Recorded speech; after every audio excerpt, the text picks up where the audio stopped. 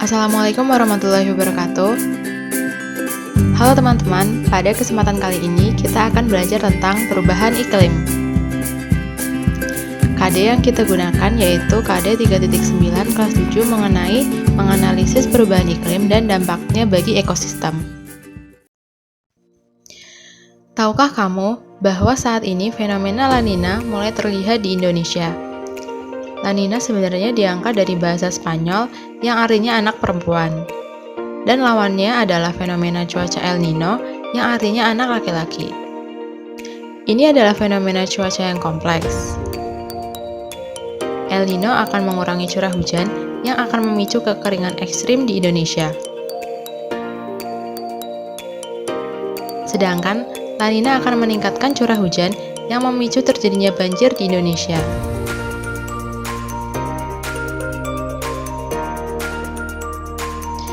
Akan tetapi, fenomena ini tidak hanya terjadi di Indonesia saja, melainkan bersifat global. Peningkatan frekuensi kejadian La Nina dan El Nino ini disebabkan oleh adanya perubahan iklim. Perubahan iklim tersebut terjadi karena adanya perubahan lingkungan.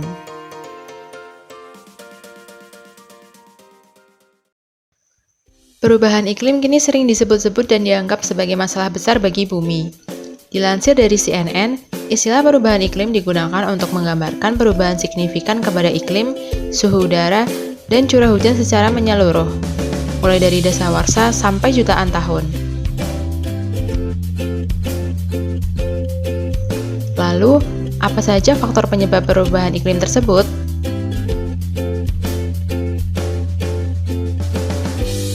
Yang pertama yaitu efek rumah kaca. Kita sering mendengar istilah efek rumah kaca. Namun, tahukah kamu apa itu efek rumah kaca?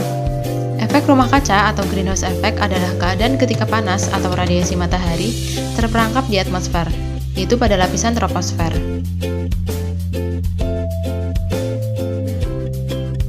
Prosesnya yaitu, ketika radiasi matahari mengenai permukaan bumi, maka akan menyebabkan bumi menjadi panas. Radiasi panas bumi akan dipancarkan lagi ke atmosfer. Panas yang kembali dipantulkan bumi terhalang oleh polutan udara, sehingga terperangkap dan dipantulkan kembali ke bumi.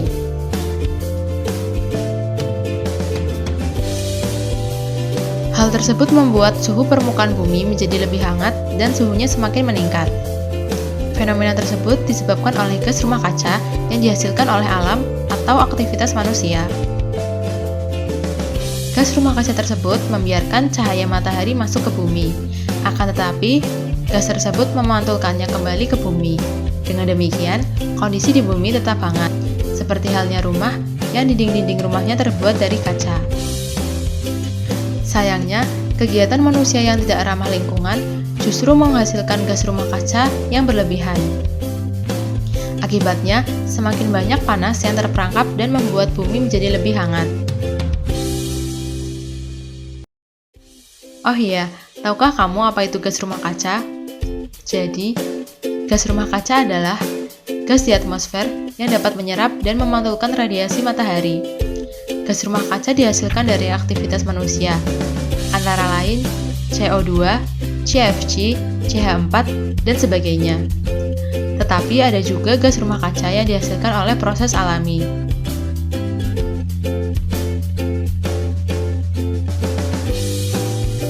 Aktivitas manusia yang menghasilkan gas rumah kaca dalam jumlah besar antara lain: yang pertama yaitu pembakaran bahan bakar fosil, contohnya seperti mengendarai kendaraan bermotor. Yang kedua, deforestasi atau pengundulan hutan.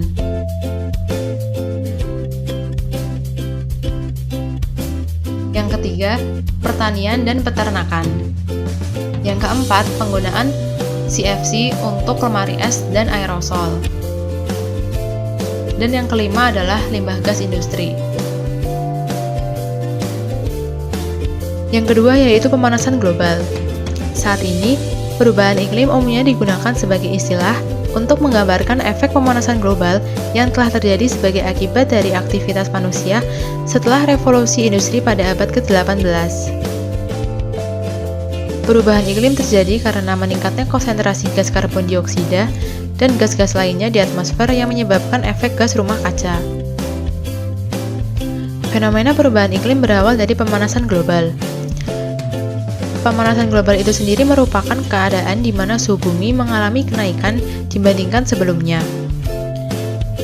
Kenaikan suhu tersebut disebabkan oleh peningkatan emisi gas karbon dioksida dan gas rumah kaca lainnya. Akibatnya, gas rumah kaca akan memerangkap panas di bumi, sehingga terjadi kenaikan suhu. Hal tersebut akhirnya mempengaruhi keadaan iklim yang berdampak kepada perubahan pola cuaca. Untuk lebih jelasnya, yuk kita simak simulasi pemanasan global menggunakan aplikasi PET. Baik, untuk simulasi pemanasan global melalui aplikasi PET, di sini terdapat sunlight photon dan infrared photon yang nantinya akan diserap maupun dipantulkan oleh bumi. Teman-teman sudah tahu kan, apabila terdapat matahari, maka sinarnya akan ada yang diserap dan ada juga yang dipantulkan. Nah, yang dipantulkan di sini adalah gelombang panjangnya, yaitu infrared photon. Sedangkan yang diserap oleh bumi yaitu sunlight photonnya.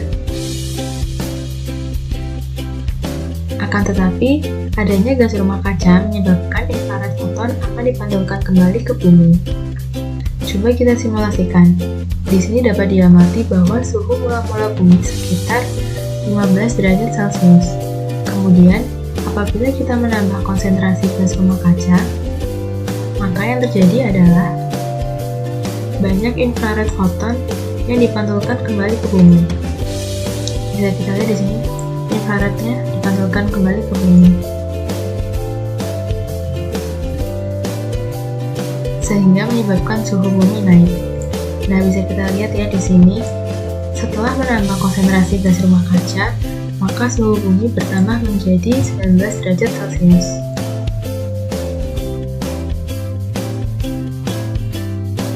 Dan yang ketiga yaitu kerusakan lapisan ozon. Lalu, apa hubungannya pemanasan global dengan kerusakan lapisan ozon? Lapisan ozon atau O3 terletak di stratosfer dan berfungsi untuk menghalau radiasi ultraviolet B atau UVB dari matahari. Jika terjadi kerusakan pada lapisan ozon, maka bumi akan mudah terpapar radiasi sinar UVB.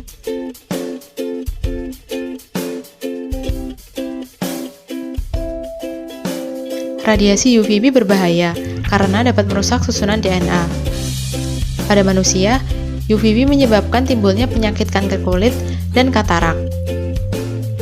Tidak hanya manusia, UVB juga berbahaya bagi makhluk hidup lain sehingga berpotensi mengganggu keseimbangan ekosistem. Gas rumah kaca yang menyebabkan kerusakan lapisan ozon ialah CFC. Pemanasan global yang terjadi di lapisan troposfer atau bumi menyebabkan kerusakan lapisan ozon semakin parah. Hal itu dikarenakan semakin sedikit panas yang dilepaskan keluar troposfer, sehingga stratosfer menjadi lebih dingin. Semakin rendah suhu pada stratosfer, maka semakin besar kerusakan pada lapisan ozon. Selain itu, dampak lain yang ditimbulkan dari hilangnya lapisan ozon ialah perubahan pola cuaca. Perubahan pola cuaca ini terjadi di daerah dengan garis lintang bumi yang lebih tinggi. Pola cuaca yang mengalami perubahan adalah salah satu faktor terjadinya perubahan iklim. Lalu, apa saja dampak yang ditimbulkan dari perubahan iklim? Yang pertama yaitu mencairnya es di kutub. Seperti yang diketahui, bahwa kutub bumi mempunyai berjuta-juta kubik es. Ketika suhu menjadi lebih panas, maka es yang berada di kutub bumi bisa mencair kapan saja. Hal ini tentu akan meningkatkan permukaan air laut, kerusakan ekosistem kutub, dan kepunahan spesies kutub. Yang kedua yaitu meningkatnya permukaan air laut. Hal pertama yang akan dirasakan oleh manusia dari mencairnya es di kutub adalah meningginya permukaan air laut. Es yang mencair akan menjadi air dan siap menambah volume perairan di bumi. Akibatnya, permukaan laut menjadi lebih tinggi dan banyak pulau-pulau dengan ukuran kecil dan ketinggian yang lebih rendah menjadi tenggelam. Yang ketiga yaitu perubahan cuaca yang sulit diprediksi. Pola cuaca akan lebih sulit diprediksi akibat perubahan iklim. di beberapa daerah ini akan meningkatkan intensitas hujan yang mengakibatkan banjir. Sedangkan di daerah lainnya, kemunculan arus panas akan semakin ekstrim dan mengakibatkan kekeringan yang berkepanjangan. Yang keempat yaitu penyebaran penyakit meningkat. Temperatur global yang semakin meningkat menyebabkan epidemi penyakit mewabah. Cuaca lebih hangat adalah situasi ideal bagi virus dan bakteri untuk menyebar. Bahkan, penyakit tropis seperti malaria dan demam berdarah juga akan semakin luas cakupannya, bukan hanya di daerah tropis saja. Yang kelima yaitu gagal panen. Pertanian akan terancam karena dengan cuaca yang semakin sulit diprediksi, maka gagal panen di bidang pertanian akan semakin sering terjadi. Demikianlah beberapa dampak dari perubahan iklim. Nah, karenanya mulai sekarang, yuk kita cintai bumi kita dengan menggunakan produk yang ramah lingkungan, kurangi penggunaan barang-barang yang terbuat dari plastik, hemat air dan listrik, serta mengurangi penggunaan bahan bakar fosil, agar dampak perubahan iklim global yang sudah dijelaskan di atas bisa dikurangi dan dihentikan. Kemampuan manusia untuk menurunkan tingkat pencemaran lingkungan hidup akan menentukan masa depan manusia. Sekian materi mengenai perubahan iklim. Terima kasih dan wassalamualaikum warahmatullahi wabarakatuh.